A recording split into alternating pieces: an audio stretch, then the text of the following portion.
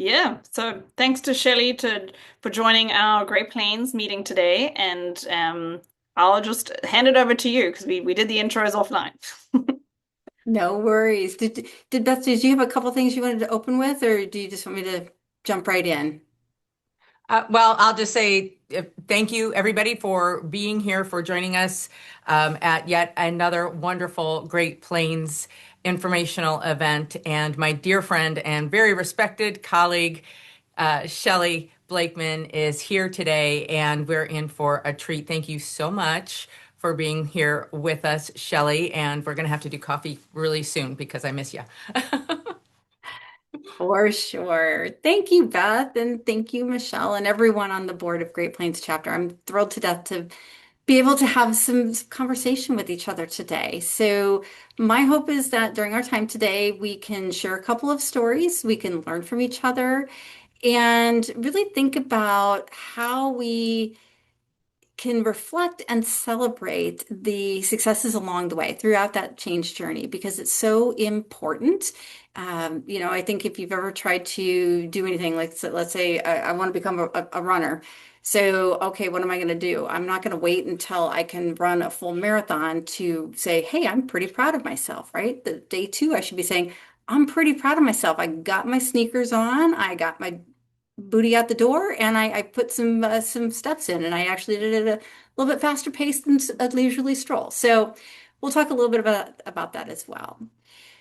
So first, I want to just share and let me introduce myself a bit. So for me, the change work is really my purpose. So if you were to ask anybody that knows me, that's worked with me, I think most folks would agree that my superpower, if I were to say I have a superpower, is getting stuff done. And it's not because I do it, it is because where I have spent nearly 30 years in corporate America and different industries and large organizations has been around understanding process, but more importantly, understanding the power of people and getting inside folks' head to help them see change not as a threat, but something they can embrace and they can use to drive their lives and their careers.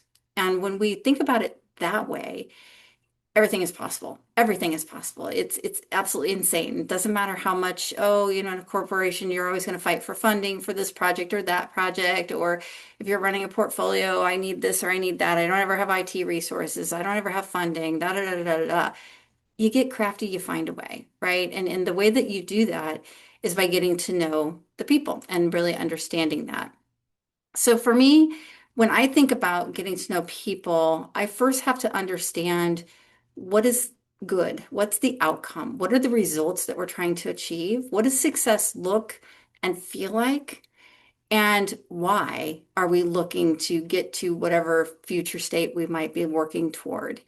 Because if you don't understand that, and if we can't articulate the why, we're not going to get anybody to sign up to do anything. So we have to start out with understanding the why. And I do this in both my personal life and my professional life. And I come from an era where back in my day, professional world was one world and personal world was another world. You don't ever talk about your personal life in your job during your day job. But for today, I do want to share a little bit about how I leverage change in my personal life, and then I'll get into some how I use it in my professional life. So when I think about, okay, understanding the why and the purpose, I'm going to tell you a little story. And it was kind of cool. My father-in-law came to me and he said to me, hey, I'm 80 some years old and I really need some help. And I was like, okay, what do you need help with? And he said, well, I'm a little concerned. A couple of his friends had passed, and it was the husband, the wife, and he was watching the kids and the family struggle through the whole estate process, to going through, probate and all the things and the legalities. But he was more concerned about what it did to the family and to the siblings and to the extended, the in-laws and what have you. And he said to me, he goes, I don't ever want my kids to go through that. He goes, I don't want people to fight. I don't want people to, I don't want me dying to break up the family. And he said to me, "Can you help me?" I was like, okay, sure. I'm not an attorney. I'm not a financial advisor. Uh, but I know enough about business to kind of sort some stuff out and I can read, right? So I was like, sure, I'll help you. And the guiding North Star was he didn't want the kids to fight. And so it was interesting because we put heads together. I did lean into my resources, my financial advisor, our attorney, who's phenomenal. And we did, between all of us, we crafted what I'll call a legacy plan, which was great, right? It's a way to distribute the assets and this, that, and the other, minimize the tax implications, leverage, everything's legal, because he was very worried he didn't want to do anything illegal. I'm like, everything is legal, but it was clarity. We drove clarity. And once we got the plan together, he and I were comfortable with the plan. Well, he was comfortable with the plan. It was his plan, right? I just helped craft it. But I said to him, I said, we have to think about this from a change perspective. He's like, what do you mean? And I said, you can't just throw this at the kids. You can't just throw this at your wife. You can't just throw this at everybody. You have to think about this intentionally and you have to explain to everybody why you are doing this and why you're doing it now. And he said, huh. And he's 80 some years old. He's like, well, I'm the decision maker. This is how I want it done. And I go, okay, well, that's going to fly like a lead balloon. Let's talk about that, right? So when you think about change and you think about the opportunities to celebrate with him as he was asking to help for help going through this journey, not an easy journey, right? He had to think about his two children, how their relationship balances his relationship as a father with his daughter, his relationship as a father with his son, and all of those things. And so we crafted it into a change strategy is what we did. And I said, okay, here's how we're going to stakeholder. Here's how you're going to frame the conversation with this child. Here's how you could frame the conversation with this child. But you need to make sure to very clearly say, this is not about, yes, it's about being fair, but it's also about planning your legacy and distributing your assets while you're alive so that everybody can appreciate that. And you can be in the middle of that so you can stop any squabbling. Or, if somebody thinks something's unfair, they can come to you. You're the decision maker. You can have a heart to heart. He got really nervous. He actually had, 80 some years old. He literally brought a tablet of paper and he started to write a script. And he got so nervous about this. And it was so cute because I was able to help reinforce to him how brave he was being, how kind he was being. I said, many people avoid the topic because it's a very emotional topic. And so I go, think about your friends. They didn't do anything. They didn't have any conversations. So they're gone. And now everybody's trying to kill each other and fighting because the folks aren't there to say, this is how I want these things to happen. And here's why. So it was kind of a cool deal. I will say that he executed pretty gosh darn good. He called a family meeting, and it was beautiful because both of his children and us partners were there, and Dad walked it through and said, "Here's what I'm doing. Here's why I'm doing this. I want to do it my way. I want to help everybody understand. Here's how I made the decisions. Blah blah blah." And it was interesting because that conversation opened up a bigger conversation with some unresolved family conflict between daughter and dad, between son and dad, between son and daughter. And it was really interesting. And so I think he was very appreciative that I was there to help. I mean, I was not a family counselor by training, but kind of leaned into that a little bit during that whole deal.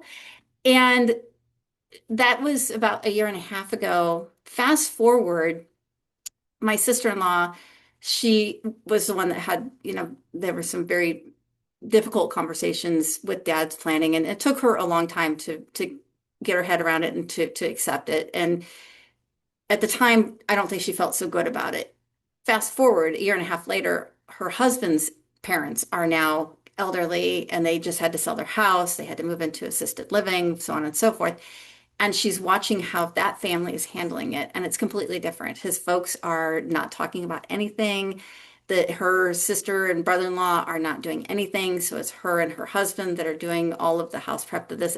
So when she compares and contrasts, she now is able to appreciate how much her dad loves her, that he was able to drive this very difficult change for their family and do it with grace, as graceful as an 85-year-old crotchety old man can be. But she now understands and appreciates that it was done out of love, which is not something that they ever talked about in their family. So I just wanted to share that. It's an example of even at 80 some years old, you can develop human capabilities. Even at 80 some years old, you can develop new skills, you can develop new knowledge, you can practice those. And by doing it out of love and being clear, you can also help other people appreciate and become grateful for your efforts because he took a lot of hard questions. He took a lot of tears, screaming, I mean, the whole 9 yards, right? And now she looks back and as does his son, and they are so eternally grateful for dad for doing that. I was like, you are a great role model, so made me very happy too. But none of that would have been possible if he didn't have somebody to tap into to help him understand the power of change. And so when I think about us in the profession, that story really comes to mind because that's how we can have a positive impact. Was there a framework or a model that I leveraged? Not necessarily. Kind of, sort of. I knew the steps, right? But it was more so about just getting inside, understanding the why, the purpose, and what the desired outcome was, and then helping to put together the steps and the tactics that needed to happen to go from current state to future state. And then thinking about the human side of it and all of the different emotions and the different dynamics and coming up with sound strategies to help the folks along the way as we went through that change. So that's a little personal story I thought would be interesting. Same type of thing when we think about the corporate world. So I'll go into corporate Shelly world, right? And so I've been blessed with the opportunity to be part of large organizational transformations. I think five, six, I haven't counted recently, but a lot. And there's a lot of similarities in the transformation efforts. Generally speaking, the organizations are going to be at some level of maturity where they recognize, hey, we need to do something differently because we are no longer creating the type of value that we need to create for our customers who consume our products or services. And so when we think about that, often what happens is they will say, okay, we're going to stand up, we're going to have our strategy, then we're going to have our action translation, we're going to translate that into strategic initiatives, and we're going to send those up as portfolios, and we're going to stand them up as programs, then we're going to send them as projects, and away we go to roll. Okay, what are the processes we need to change? What are the technologies we need to change? But they don't ever talk about the people, right? They don't talk about the people. And so that's another huge area where we come in is to say, it's not just about adopting a new process. Yes, that's important. As important is thinking about what are we going to do with that freed capacity? You now have a human who no longer has to do manual data entry. Okay, I'm probably dating myself again with that, but that's okay. Now you have this human that you can elevate into more critical thinking. And what does that look like, right? So let's say we're using OCR and we've got, or RPA, we've got machines reading and taking in massive amounts of data, but sometimes it doesn't read it right, or sometimes there's something that doesn't get processed correctly, right? So who's looking at why that is happening and who's thinking about how do we tweak the algorithm or how do we tweak the programming so that that defect doesn't occur the next time around? So there's a lot of that. So in my day job, what I do is I really think about this leader wants to do this leader wants to think about do this leader wants to do this leader wants to do this. How do we pull this together? I'll give you another real life example. So about a year and a half ago, two examples I'll share. One was I had an executive leader come to me and say, hey, I need some help. I'm like, okay, cool. What's the problem? And he's like, well, I got this very large bucket of money and I was told to go do innovation. I was like, oh, really? I go, how are you going to do that? He's like, that's why I need your help. I said, okay. He goes, I've never run into a problem where I have funding and I don't have a business problem or a business model or a business plan, even. It's just this very ambiguous thing. So that's, again, the power of change, right? And so what do? We have to start thinking about how do we define the change? So we had to peel back the layer of the onion. It goes back to what's the purpose? Why are we investing? Why are we willing to invest lots of money in innovation? Well, comes to find out that, hey, we've got a new CEO coming in And she is wanting to go from being a financial services organization to a healthcare company. Take that on for a size, right? That's a lot. Okay. That means every human in the organization has to show up and think differently. Everyone. So it was, let's think about what are the capabilities that we need to build. And it's more than just skills and knowledge. That's what we have, right?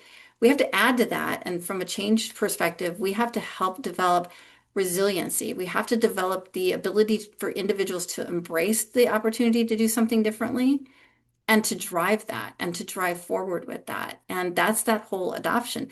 It's a mindset. How do you say, okay, I want you to go adopt an innovative mindset? How do you adopt a change mindset? You can't point to it, right? Like on a computer, you can point to the different components and you can point to the different features and say, is it on or off? In the human suite, we can't necessarily do that.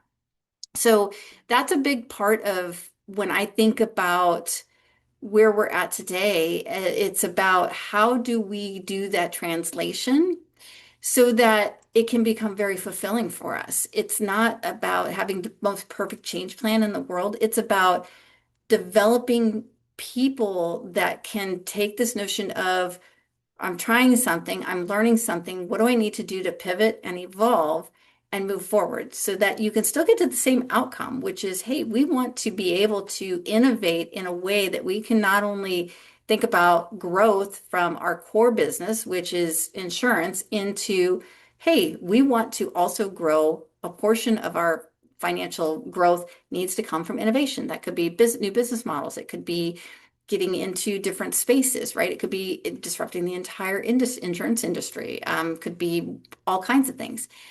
So that's a little bit of that story. Another capability build, it's a human capability build, is around this notion of how I piloted it in our sales area. And it's like, okay, how do we start to really become more consultative and focused on outcomes with our clients, right? So employers will buy insurance from our company and they will say, okay, cool, we have a lot of data, we have a lot of insights. How do we start to get our folks who are market facing thinking in that way? So they're showing up not from a here's what you need from a product type of thing and let's argue about pricing, but more of a hey, you know what? If you invest in your employees, your members, your patients, and you get more preventative care, there's science that shows that preventative care can lead to earlier detection, leads to better health outcomes. Healthier employees are happier employees are more productive employees. It's going to impact your bottom line. So being able to thread that whole needle, that's that notion of driving results through human capital, and it's all grounded in change type of thing. So that's a lot. However you boil it down, let me give you a very specific example about one person and the difference that one person can make. I was working in an organization and we're going through a large system conversion, and we were going from ICD-9 to ICD-10 codes, blah, blah, blah, very dry content, right? And it was in a claims organization. And I had an employee, and she had been a claims examiner and a manager of claims examiners her whole career. And I said to her, I go, hey, you've told me that you want to get into change, right? And change management. She's like, yeah, I really want to learn about that. I said, cool. How'd you like to be the change lead on this large initiative? She's like, what? And I said, yeah. And she, deer in headlights. She couldn't believe it. She's like, what? I said, don't worry. I said, I'll be there to help support you. So the organization had just pulled together a change model. And so we did a lot of on-the-job coaching. And so I taught her, here's got to identify clear understanding what's different future state from current state. You got to understand the different stakeholders, the different stakeholder groups. You got to understand how they're going to be impacted by this change. And more importantly, we need to understand what needs to be true for them to be ready for this change so that they can actually adopt, because this is a system conversion. And so they're not going to be able to stay in the current state. And so if we don't get them to adopt, it's going to be ugly because you're going to have a lot of lost productivity type of thing. So long story short, she knew people, she had managed people before, she knew the claim examiner experience. And so she was like a duck in water. Her name is Lowry, and she's amazing. She actually got so excited about pulling together the change strategy and the change plan. She came to me almost every day. And we would have different conversations about this, that, and the other. And she would ideate and ideate and ideate. One of the most brilliant ideas I think that she ever came up with, and I steal this all the time and give her full credit for it though. So claims organization, I don't know how many employees, but we had the managers. And so the managers are your frozen middle, right? They're the middle layer and they're often overlooked, but your direct manager probably has one of the most direct impacts on your openness to embracing a change or adopting a change, right? Because they tell you what to do. They write your performance review. They help allocate your time, right? So no matter what level you're at, your manager is very important to you. And there's research that shows all of that. Anyway, so Lowry said, look, here's the problem. These managers, they're getting all this thrown at them. They don't even have time to process it for themselves. And then they're being asked to cascade this out to their employees. I said, yeah, that's kind of a rough deal, isn't it? She goes, yeah, it's a very rough deal. And not only are they getting all this thrown at them, she goes, a lot of these managers have been around for a long time. So part of their professional identity is that they know the system. They know all these codes. They know the ins and the outs, the this, that. When we put these new codes in, they're going to lose all of that institutional knowledge. They're going to be like, oh my gosh, they're scared. They're scared because they're used to being highly respected because of what they know. So I said, huh, okay, good insights, Larry. I go, well, what can we do? She came up with this idea. She said, here's what I want to do. She goes, I want to start having these forums. I want to bring all of these managers in a room and I want to just have a chance for them to talk. Let's talk. I can share a little bit about what's coming. Let's talk about how they're feeling about it. And let's talk about how they as individuals are processing all of this. And then as we start to get to where they're a little bit more comfortable as a man, as a person that is in the organization. She goes, then we'll start to talk to them about how they're going to lead their teams. And she goes, and we'll not just talk to them, we're going to let them talk. So she put together these, and it was a series of, she called them the Manager Preparedness Forums.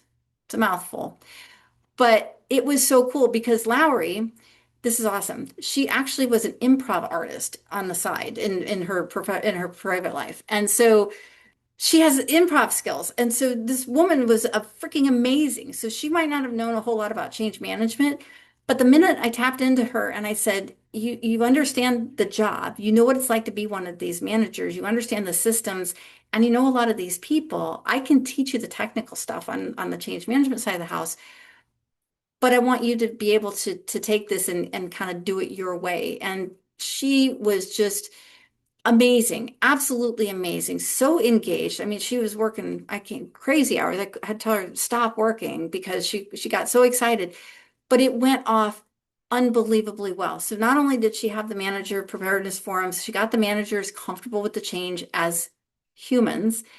Then she worked with them to lead their folks through that same type of experience within their team. So the adoption rate was very, very high.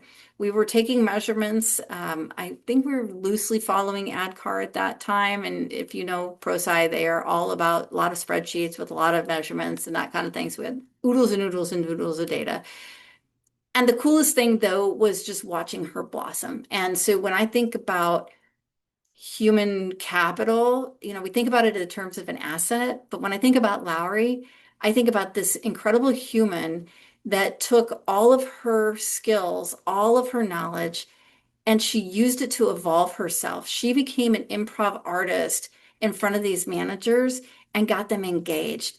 Yes, and I learned that from her, right? And carried that through to this day. So it was so cool, and it was a great opportunity to, along the way, to celebrate with her. And for her, she preferred just direct conversation with me. She didn't want me touting everything and the this and the that and formal recognition. That wasn't her gig.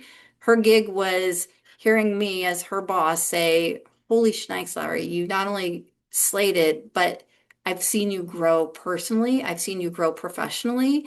And it positioned her to go to the next level in her career and the next level and the next level and the next level. And her confidence went through the roof. She was, like I said, when we first started, she was real nervous. She didn't know what have you. And then to watch her grow into this very competent change leader who now had this large enterprise-wide initiative under her belt that was very successful. She had the data to support it. And it really helped her overcome a lot of her imposter syndrome. And for that, she and I have always been grateful that we've known each other. And that's probably been 10 years ago. And I still have coffee with her every time we're in the same city, which happens about every couple, 3 years. So pretty amazing. But when I think about our time today, like, sharing stories, I don't know about you, but when I think about the Lowrys of the world, that gives me energy because it isn't about me being the best, biggest, baddest, fastest, what have you. When you can tap into somebody's potential and you can help cultivate a culture and an environment for them to flourish, and you do that through strong coaching, through strong encouragement, being kind by giving very clear feedback, whether it's constructive feedback or complimentary feedback. Feedback is a gift, and it wasn't all peaches and roses. There were days where, Lowry and I had some hard conversations. There were days where there were tears involved, and it didn't always feel fabulous, but we stayed the course and we invested in each other. And we always made sure to take time to recognize each other and to celebrate when something went right. Even if that celebration was, hey, I had a single manager today come in and tell me a story about how they applied something they learned in manager preparedness forum. So it doesn't have to be like this big stage ticker tape production. It's actually more meaningful when it comes from the heart. And one other thing that we did that I really, really, really recommend, and we lose sight of this, especially in our digital age today. If I go back to that human capability example about the consultative mindset, I was talking to the gentleman that was leading that initiative for the enterprise, and we had this pilot team, 30 some people, and we were having a big workshop. We're bringing everybody in, and we were going to do this and the other. And I said, hey, I highly suggest you take 5 minutes to write a handwritten note to every one of the pilot participants and list out 2 or 3 things that you appreciate about them or that you're grateful for about that human.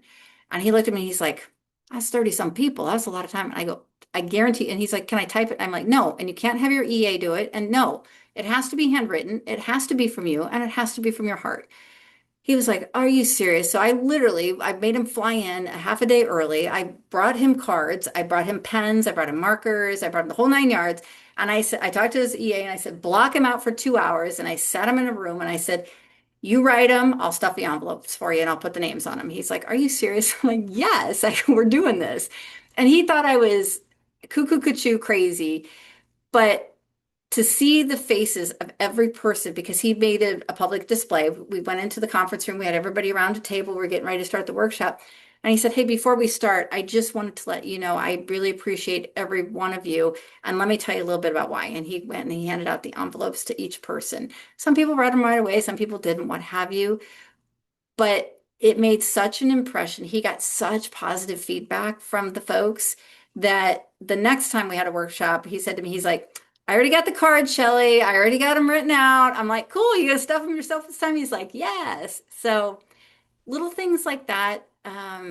There's nothing more personal than a quick handwritten note. It takes 5 minutes, maybe, but just think about why you appreciate that person. And it for me, when I write I call them drops because I came from Gallup, right? We used to call them fill your bucket, and you put a drop in somebody's bucket. So you would handwrite something and put it in their bucket. But what it does is it gives you as much of a positive mindset because you're reflecting, right? You're like, okay, what do I appreciate about Beth, or what do I appreciate about Caitlin, or what do I appreciate about Tony or Michelle? It just makes it real. And so that's one way to celebrate success along the change journey. So I mixed all the topics together, a couple stories. My beloved father-in-law, who is now 86 years old and still driving, still hunting, and still happy as a lark. He's got his legacy all planned out and done, so that's good. To human capabilities, to Lowry, bless her heart, I love her to death. And don't forget to celebrate, use a drop if that is a good way to remember. But I just want to thank everyone who has joined. I think we are, by my numbers, 32 members, more than half of which have designated Great Plains as their primary chapter. That's pretty wonderful. And we have presented so many events, and that's part of what we do, but we have done it so well, online, in person, discussion panels that are more technical and process oriented, more of this human touch discussions that Shelly is bringing to us. Tony just presented a wonderful discussion about how to exact positive change in your organization. So we're learning together, and I just celebrate that for what we are doing, and then also the ripples we're sending out as a chapter. We have, thanks to Caitlin, our communication director, we have established foundational marketing and communication channels, including all of the social media channels and our awesome newsletter. And on that note, we are hoping to find the successor to our wonderful Caitlin as soon as possible. So we ask anybody watching this to please contact any one of us on the board if you're interested in filling some pretty wonderful shoes in a critical role in our chapter success. So that brings us to other volunteer opportunities. So, of course, communications director is open or will be open soon. But we're also looking for area representatives so that people in St. Louis or Kansas City or Omaha or Sioux City or anywhere else in any of the 5 states that we represent can hold events, whether it's book clubs or socials or study groups that meet the needs of that local community and form the bonds of that local community, nice and tight. There's strong local bonds supported by the chapter in any way that we can possibly support you. So what's coming up? Well, we hope to have more events more often. So any ideas that you may have, any presentations that you feel comfortable making, or people that you know who you'd like to have present, please let us know. We will be developing a website, and in that website we'll have all things ACMP Great Plains, including an events calendar. And we are always looking to create new bonds with our local and national corporations for sponsorships and partnerships. And anyway, whether it's another industry organization or even outside the industry of change management, another organization, or whether it's a company who might be willing to cut a check every now and then, we would welcome that as well.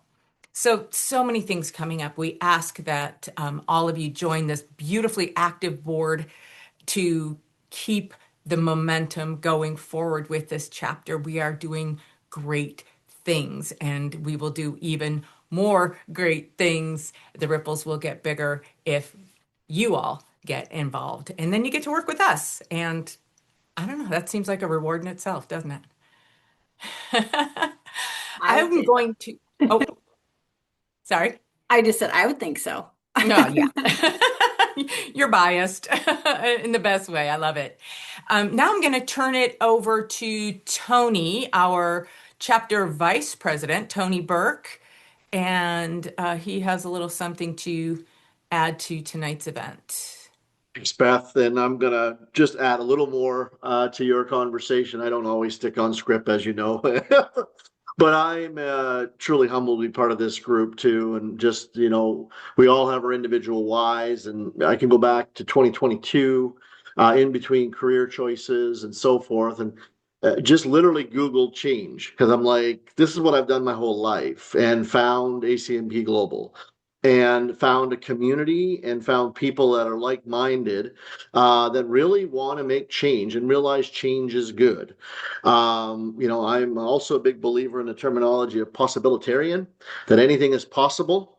And I think you have to live into those kind of values that you do. And I'll just share a quick story that I just facilitated a group of 30 public health professionals in North Dakota. And public health is a challenging space right now and has been since through COVID. And But when you're talking about building out policy work in the public health space, we all know that when I say it, that means change. Interestingly enough, 30 people in the room, and I asked them who likes change after we talked about upstream activities and social drivers of health and really looking at how we change our behaviors as humans. Only 3 people put their hands up about liking change. And I respectfully pushed back and said, guess what? You need to get uncomfortable because if you're going to work in the policy space, it's change. So it's all around us, and people just don't realize. And when I found this group, super excited, super grateful because in the old days we wait for this little magical miracle to come in our mailbox, right? Run to the mailbox. What's in it today? Is there the $1 million prize winner, right? Like, what's exciting? And what was exciting for me was to receive an email on September 21st of 2023 asking if there was interest after I had achieved my CCMP of forming a chapter. Would I be willing to help? What does that all look like? What would you willing to have a conversation about this? And I can say from that point forward, the short answer was yes. But without that email and without the foresight and without the persistence and drive that this individual has, we wouldn't be where we're at today as a chapter. So on behalf of the board and on behalf of all those that have come before us, because some have transitioned in, transitioned out, they're still kind of hanging on, hanging around. We're really, really grateful for Aaron. And Aaron, on behalf of the board, you will get it in the mail. I need to get your address, but we have basically a certificate of appreciation for all your grit and determination and efforts. It does not go unnoticed day in and day out how much we appreciate your work. When we all have a tendency to fall behind a little bit or not pay attention, you bring us back in and you carry us along to keep pushing the needle forward for all of us. So I'll turn it back over to Beth, but a heartfelt thank you from me, because from 9/21/2023 to today, I have found a community that I've always desired to have and haven't had one before around change management. So thank you. Thank you. Thank you all. I'm very honored. And thank you, Tony, for saying that. And I have to tell you, because I was like, wow, this is amazing. I wonder, like, I honestly was like, I wonder who he's going to talk about, because I feel like all I do is push people. And it's because I do love this community. So I appreciate it. What a nice thing to say, and a very, very big surprise. So now I know that you appreciate my pushiness. Thank you. Thank you all very much. You are so welcome, Erin. We would not be anywhere close to where we are today. Well, we would not all have come together if it wasn't for you. You're the one who introduced me to, well, I did it backwards. First the chapter and then ACMP as a group. I was like, oh, so I started on the micro and went macro.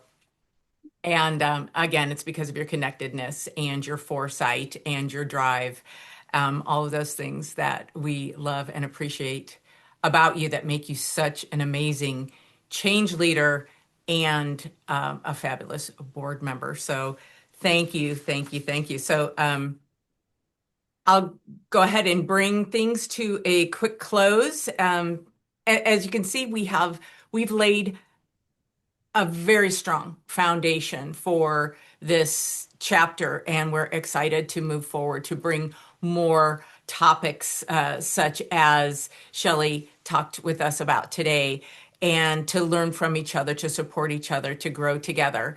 And we can only do so if we're all in this together. So we invite you to join us as a member, as an area representative, as a director of communications will be open soon, and as a member of the board. If you're interested in that, we can open up a new position if you feel strongly about that. And if not, we can kind of bring you in the queue and have you ready when somebody needs to move on. So thank you again. It is my joy and my honor to be president of the Great Plains Chapter of ACMP. Have a wonderful evening, everybody. Thanks, everyone. Thank you so much. Thank you. Bye. Yeah. Thank you.